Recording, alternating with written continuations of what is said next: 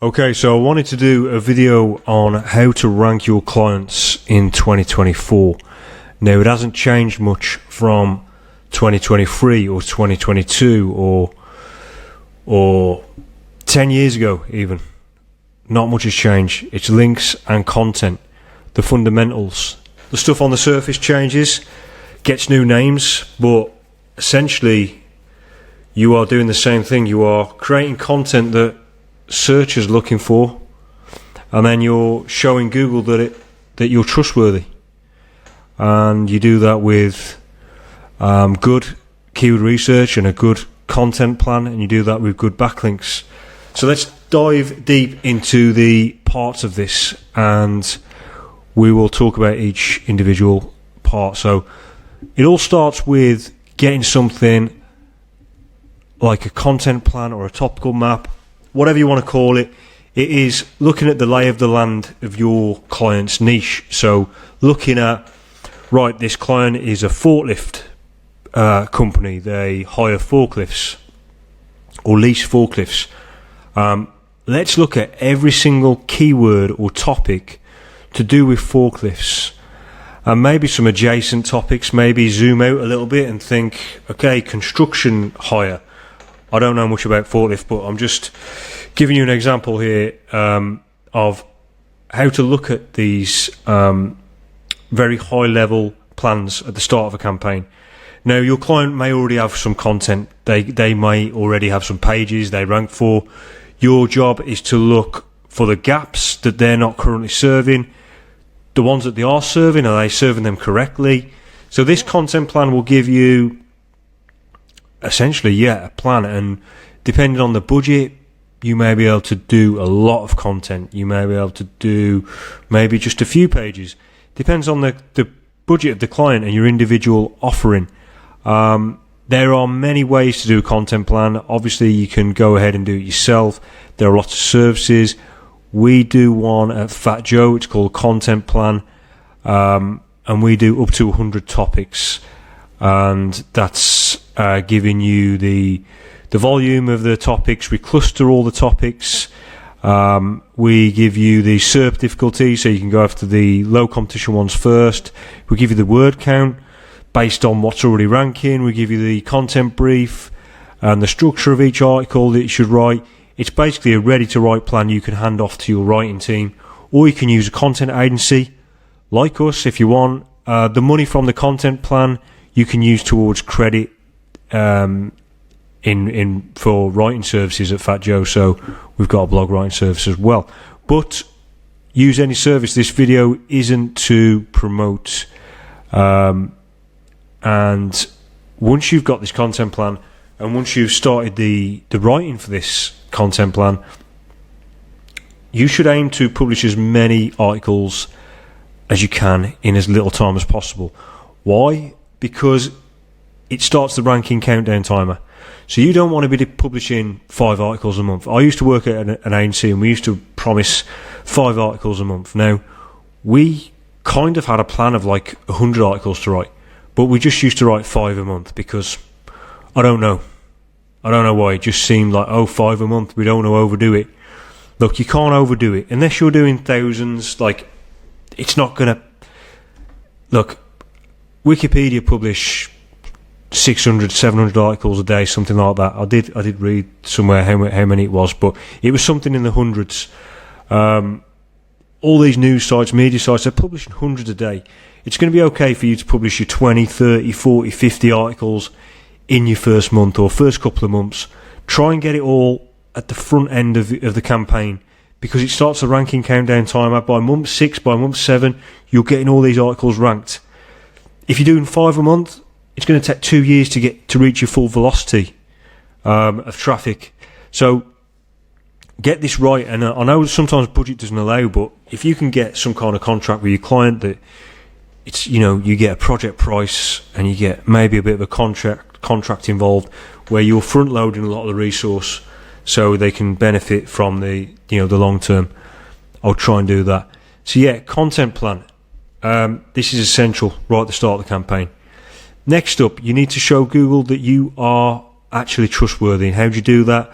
Well, one of the ways is with backlinks, and you need backlinks from trustworthy sources, authoritative sources, and the people that link on the internet are bloggers and media.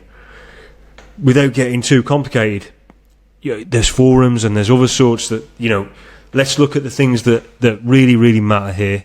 And bloggers are out there linking, and big media sites and newspapers are linking.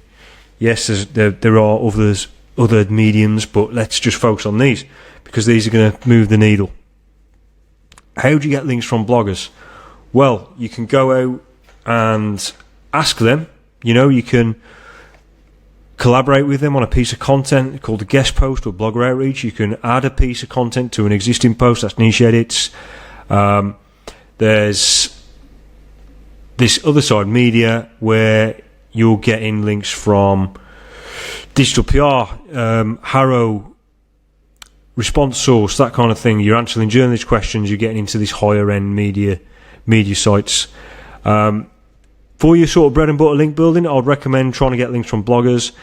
The easiest way to do that is directly doing these guest posts or doing niche edits, doing some content promotion. You can use a service like Fat Joe. We do this blogger outreach, do this on your behalf. We write the content, we picture the content, we get it placed. You get a link within there. We do different DA levels. We also do niche edits, which is, as you know, getting a piece of content within an existing piece of content with a link back.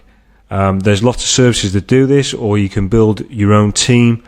I recommend, if you're an agency, to outsource this stuff because you want to stay scalable. And if you get loads more clients, you want to be able to rely on a vendor to handle that scale for you. You can benefit from the economies of scale.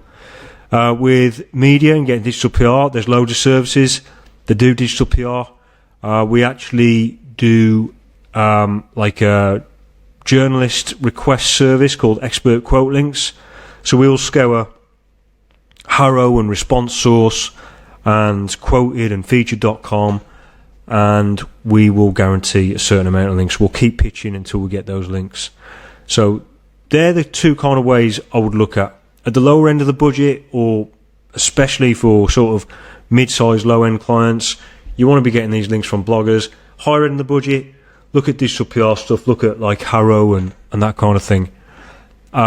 You also want to be focusing on attracting links. So you don't want to just be doing this surgical link building stuff. You want to be attracting links as well. You do this by building linkable assets on your site, calculators for the industry, glossaries, just really good content. Do breaking news. You'll get links from the industry. You can share it on social. You can maybe even run ads to some of your tools and stuff to get these initial backlinks to them. It's a great way of getting these links. Which does lead me to this other little section here. You can't ignore the real holistic approach to marketing when you're doing SEO. As an SEO, you might get bogged down in the keyword research, the link building, that kind of stuff. You need to encourage the client to be doing a lot of social media. Even if they're a boring client, just get them a social account, get them posting stuff, get them adding the partners and their customers and employees to share stuff and click links and just make it real. Do real world marketing. Go to conferences, get people directly going on the site. These are not ranking factors, but they're just signals that it's a real site and it will help everything else. You should be doing this stuff anyway, but if you're thinking with your SEO mindset too much, you lose track of this stuff. So yeah, I would really encourage the client to be doing all of the things. And then once you've got a system for these backlinks, I mean, look, you don't need many backlinks. You need handfuls of backlinks. Don't need to go crazy on this. If you're doing the attraction stuff as well, handful of 5 to 10 outreach from bloggers, a campaign every few months for digital PR is more than enough to move the needle. If you've got a solid content plan and you're targeting lots of keywords, long tail stuff, you're going to start ranking for that as well. You won't need many backlinks for that. And once you've got this system going, this ongoing backlink acquisition system that's getting you regular backlinks to your site, you've got your content plan that's executed, and you're starting to rank for some keywords, maybe 6 months go by, and you're seeing your traffic sort of go up and up and up. The next thing to focus on is content optimization.